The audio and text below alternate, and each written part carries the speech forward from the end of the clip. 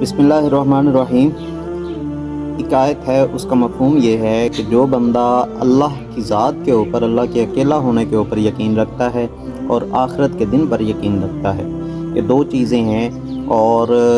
Plus اعمال صالحہ کرتا ہے، تو اس کا اجر اللہ رب العزت کے پاس ہے۔ یہاں پہ کوئی بات واضح نہیں ہے کہ وہ مسلمان ہو، وہ یہودی ہو، وہ عیسائی ہو، وہ Christian who, what ever religion he belongs,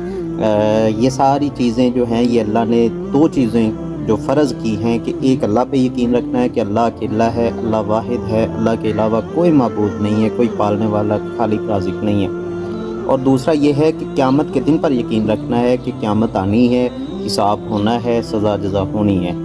ٹھیک ہے، یہ جس شخص کے اندر یہ دو چیزیں ہیں، اس کے مذہب سے کسی قسم کا کوئی سروکار اللہ کو نہیں ہے۔ یہ اللہ کا فرمان ہے کہ اللہ تعالیٰ کہتا ہے کہ ایک اللہ کے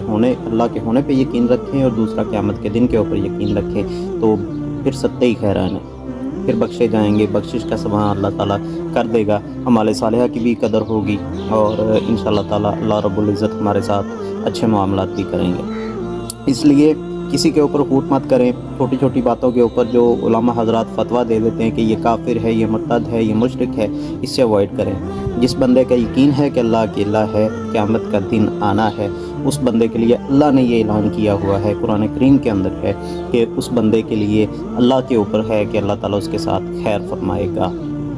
تو چھوٹی چھوٹی باتوں کے اوپر فتوے نہ جاری کر دیا کریں کہ یہ مسلمان نہیں ہے، یہ کافر ہے، یہ مرتد ہے، یہ مشرک ہے، تو ان چیزوں سے اوائڈ کریں۔ اللہ تعالیٰ ہم سب کو ہدایت یافتہ عطا فرمائے، آمین۔